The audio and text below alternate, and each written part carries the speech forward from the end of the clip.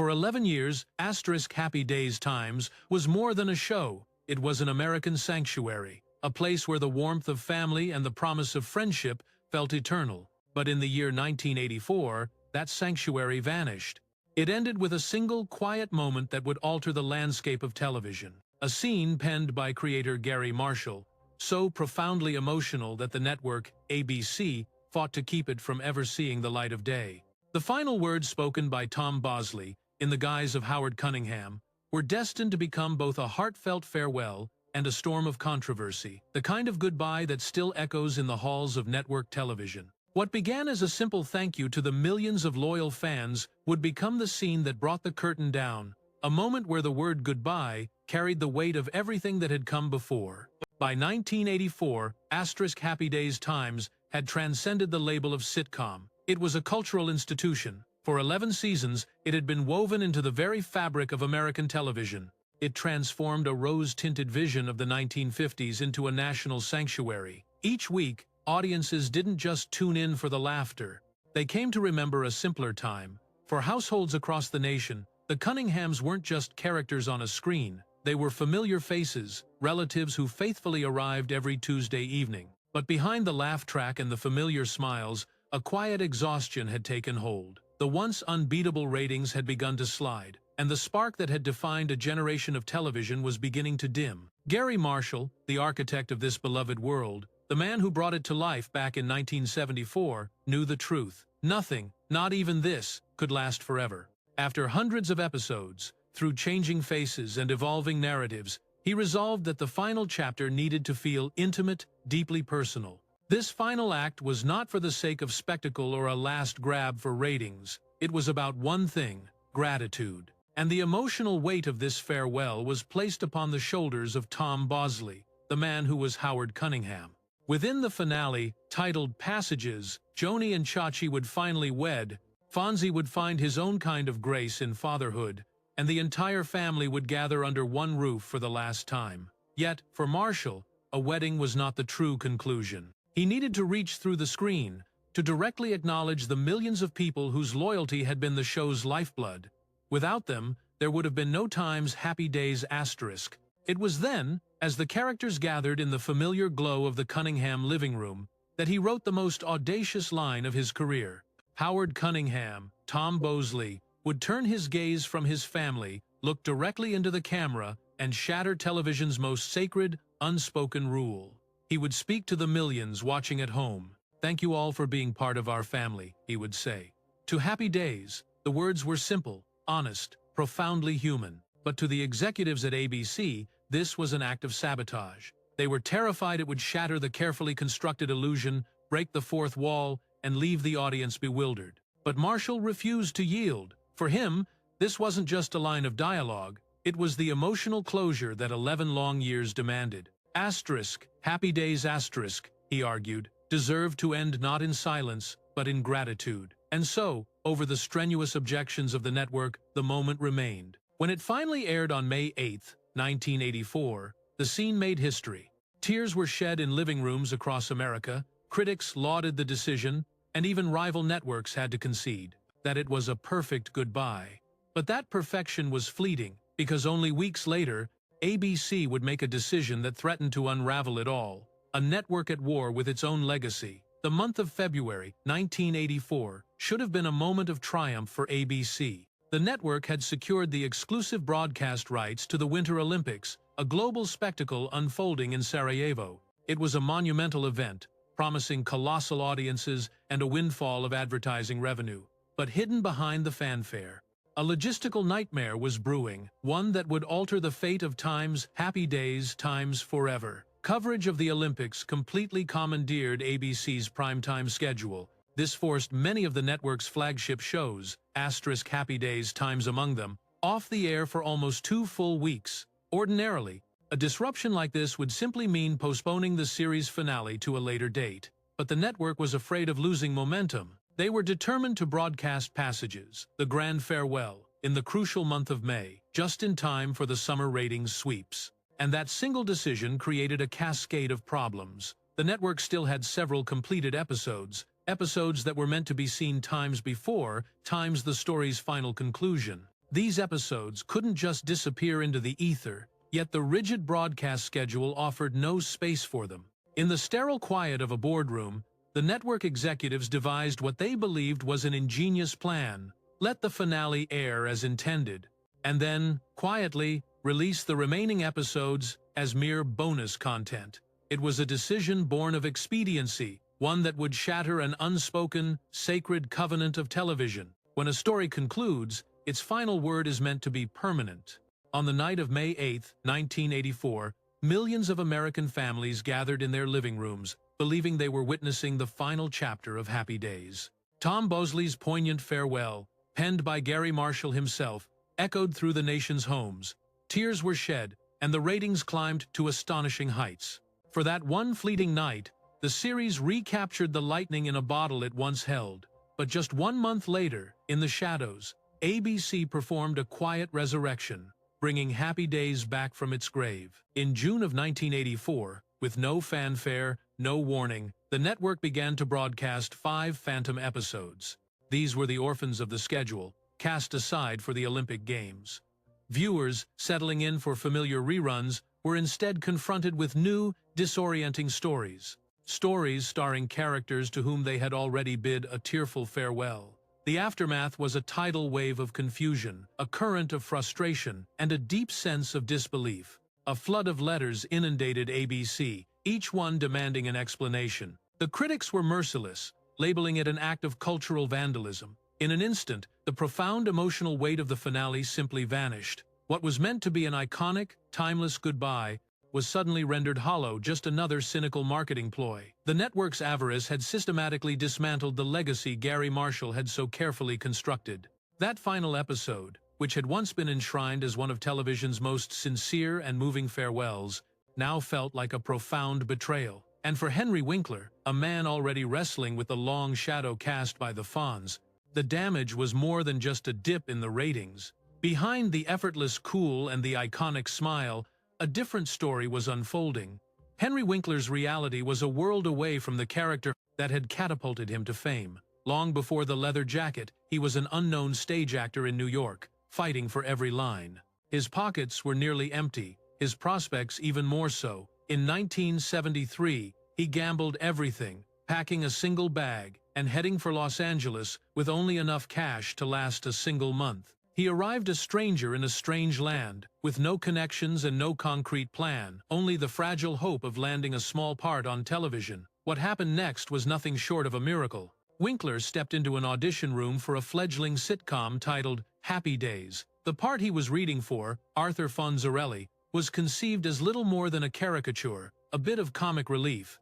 He was meant to be a tough-talking caricature, a sidekick with a handful of lines each week. But when Winkler began to read, the room fell silent. He infused the character with a soul, a vulnerability, a flicker of hesitation. He gave him humor and a quiet, unexpected strength. In that moment, the producers saw more than a character, they saw a star. Within a single year, his world erupted. By the mid-1970s, the Fonz wasn't just a character, he was a cultural phenomenon, an American icon. On playgrounds across the country, kids mimicked his signature swagger. His face was emblazoned on lunchboxes and t-shirts. The leather jacket itself would eventually become a museum artifact. But as an entire nation celebrated its newest hero, Henry Winkler was quietly coming undone. He had poured his entire identity into a role that had grown so large, it no longer belonged to him. Fonzie ceased to be a performance. He became a mask that the world refused to let him take off. There was no escape. Casting directors didn't see Henry Winkler. They saw the Fonz in a different costume. Every audition, every new opportunity, ended with the same crushing verdict. When Happy Days finally drew its curtains in May of 1984, one might assume Winkler felt a sense of liberation. Instead, he would later describe the feeling as a sharp, sudden sting. After a decade portraying the same man, he awoke the following morning to a terrifying realization. He no longer knew who he was without the leather jacket. The roar of the crowd had faded. The scripts stopped arriving, and the silence that rushed in to fill the void was deafening. For years, he found himself adrift. He took on work directing small television movies. He produced the hit show MacGyver, all while waging a quiet, internal war against his own self-doubt. The man who could once command a jukebox to life with a simple snap of his fingers, now found himself struggling to pay his own bills. He was haunted by the fear of sliding back into the very poverty he had fought so hard to escape. But Winkler's story was far from over. By the 1990s, he began to meticulously rebuild his career, taking on small, self-aware roles that masterfully played with his own legendary image. He was the ill-fated Principal Himbry in Scream, then the unforgettable Barry Zuckerkorn in Arrested Development, and in 2018, his powerful, Emmy-winning performance in Barry would finally prove what he had always known. Behind the Fonz's iconic cool, there was an actor of immense depth, capable of so much more than a catchphrase. Yet, even as his star rose again, Winkler revealed something few ever knew, that the ghost of the Happy Days finale still lingered, because just when he believed the story had found its final, peaceful chapter, ABC brought it back from the grave. With the 5 episodes that would tarnish the finale forever. The finale of Happy Days, an episode titled Passages, was intended to be the definitive end. Fans wept, critics lauded it, and Gary Marshall's closing moment with Tom Bosley, where he broke the fourth wall, was instantly immortalized as one of television's most genuine and heartfelt goodbyes. But then came what loyal viewers would later refer to as the 5 episodes of death. Between June and September of 1984, ABC quietly began broadcasting unaired episodes, shelved during the Winter Olympics. They were not sequels, nor were they epilogues. They were leftovers, scripts written long before the finale was even conceived, meant to air months earlier in the season's run. But now, they appeared out of sequence, stripped of all meaning, and worse, they were rewriting history. The first, So How Was Your Weekend, aired on June 4th.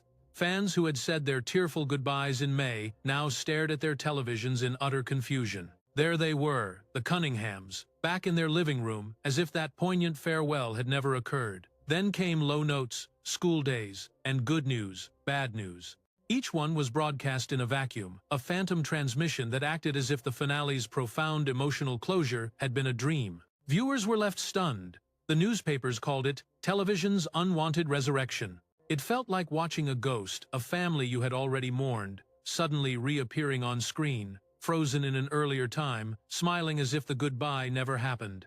The audience was lost, caught somewhere between disbelief, sorrow, and the urge to simply turn it all off. And just when everyone thought the bizarre chapter was closed, ABC made one last, inexplicable move. On September 24, 1984, Fonzie's Spots was broadcast the final Happy Days episode ever to air. In it, Fonzie attempted to join Howard's Leopard Lodge, only to be subjected to a cruel and humiliating initiation by Potsy. There was no family, no farewell, no meaning. This was how one of America's most cherished sitcoms drew its final breath, not with a word of thanks, not with a wedding, not with Tom Bosley's tearful final address, but with a hollow prank played on its own audience. For the millions who had grown up idolizing these characters, it was a deep and painful betrayal. To the network, it was simply content. But to the cast, it was deeply personal. The corporation had shattered the emotional covenant they had spent 11 years building with their audience. The finale's sacred message of gratitude, closure, and love had been erased overnight. For the very first time, television critics began to speak of a new concept, finale protection. The idea that once a series says goodbye, that ending must be honored. In many ways, the Happy Days mistake would go on to reshape the entire television industry. But while ABC's reputation suffered, one man carried the emotional weight of this decision more than any other: Gary Marshall. This was to be his final battle with ABC. For Gary Marshall, Happy Days had never been just a show. It was his love letter to family, to friendship, and to the American dream, from its very debut in 1974. He had built it as an antidote to the era's cynicism, a world where any problem could be solved with laughter and a hug around the kitchen table. For a decade, the formula was golden. The series stood as a titan of ABC's lineup, becoming one of the most lucrative sitcoms ever conceived. But by 1984, the once celebrated relationship between Marshall and the network that had championed him had corroded. The executives at ABC had become consumed by the cold calculus of ratings and merchandise, not the soul of the story. To them, Happy Days was no longer a show. It was an asset, one that could be squeezed until it was dry. To Marshall, it was something sacred, So when the network began its push for creative dominion over the show's final moments, he pushed back with the force of a creator protecting his child. The suits wanted a sanitized ending, no risks, no real emotion, just one last, hollow round of laughter. Marshall refused. He was determined to end on a note of truth, something profoundly human. It was then that he wrote the now immortal scene where Tom Bosley looks past the camera, through the screen, and thanks America for being part of their family. ABC was appalled. They claimed that shattering the fourth wall would destroy the illusion, leaving audiences bewildered. But Marshall held his ground. He reminded them that Happy Days was not some flimsy cartoon. It was about people who had shared their lives, growing up alongside the viewers at home. The audience had more than earned that simple thank you. Yet, it was a moment born from conflict, reluctantly greenlit by ABC after a series of strained, high-stakes meetings, with a chilling warning to Marshall. If this failed, the blame would be his alone. It did not fail. When the finale aired on May 8, 1984, that single moment was etched into television legend. Millions of hearts broke as Mr. Cunningham delivered his final, poignant words. "Thank you all for being part of our family, to Happy Days." Even the stoic ABC executives had to privately admit that Marshall's vision had been true. The scene gave Happy Days the profound closure it so richly deserved. For one brief, shining moment, everything felt complete. But the celebration was fleeting. Just weeks later, as the network began to air the leftover episodes, a feeling of deep devastation washed over Marshall. The network had taken the heartfelt goodbye he had fought tooth and nail for and buried it under a chaotic, thoughtless programming decision. "They buried the ending I fought for," he would later recount. It was his final, bitter creative struggle with ABC. Though Marshall would go on to forge other television legends, like Laverne and Shirley and Mork and Mindy, he never forgot how Happy Days truly ended not with a final bow, but with a quiet act of betrayal. And for the cast, the family that had lived inside that world for over a decade, the fallout was just as painful. After the televised goodbye, the cast faced their own unscripted endings. When the warm glow of Happy Days finally faded from the screen, its actors were left standing in the immense shadow of their own creation. 11 years of laughter, of growth, of on-screen togetherness had concluded not with a dignified celebration, but with a lingering sense of confusion. What should have been a respectful farewell had been degraded into a messy, commercial afterthought. For the people who had poured their souls into those stories, the emotional cost would linger for decades. Ron Howard, who had inhabited the role of Richie Cunningham since he was just 19, saw the finale as a definitive sign to chart a new course. By that point, his true passion had already shifted to the world behind the camera. Within a few short years, he was directing modern classics like Cocoon and Splash, and by 2001, he would be holding an Oscar for A Beautiful Mind. But even as he built one of Hollywood's most revered directing careers, he often pointed to Happy Days and its painful, fractured ending as the moment that taught him the vital importance of creative control. "That's when I learned," he once said, "what happens when art meets business." For Henry Winkler, the recovery was a slower, more arduous journey. The Fonz had made him a global superstar, but the character had also become his prison. Casting directors were blinded by the leather jacket. They couldn't see the artist beneath. Years passed before he could finally prove he was more than a cultural catchphrase. In time, powerful roles in Scream, Arrested Development, and Barry not only restored but redefined his reputation. But the ghost of Fonzie, and the hollow echo of that final season, would haunt him for the rest of his days. Years later, Winkler would confess the lingering sting of that ending, a visible flinch whenever a fan mentioned the finale. "I wanted them to remember the family, not the leftovers," he'd say. Meanwhile, Marion Ross, the woman who embodied the beloved Mrs. Cunningham, continued to grace the stage and screen, taking roles in Time's Gilmore Girls*, That 70s Show*, and countless other projects. Yet for a generation, she was frozen in time, her final line from Passages echoing back. "Thank you for being part of our family." In that moment, she wasn't just an actress, she was America's mother. And when Tom Bosley passed away, in 2010, it felt as though a wound had been torn open anew for fans who had cherished his final speech. Newspapers eulogized him as the father who thanked a nation on the day he departed. Tributes flooded in as if the Cunningham patriarch himself had truly passed. But Erin Moran's fate was a far more tragic chapter. The child who grew up on camera, the effervescent Joni Cunningham, found herself adrift in a world that no longer had a script for her. Her spin-off, Joni Loves Chachi was a dream that dissolved almost as soon as it began. The years that followed were a quiet struggle, ending with the heartbreaking news of her death in 2017. Her life became a somber reminder of how quickly the spotlight can fade to black. For every member of the cast, Happy Days Times was a paradox, both a blessing and a curse. The family that had celebrated them, and the one family they could never truly leave behind. For some, the story of Happy Days Times concludes with a father's heartfelt gratitude. For others, it dissolves into the static of 5 forgotten episodes that shattered the illusion.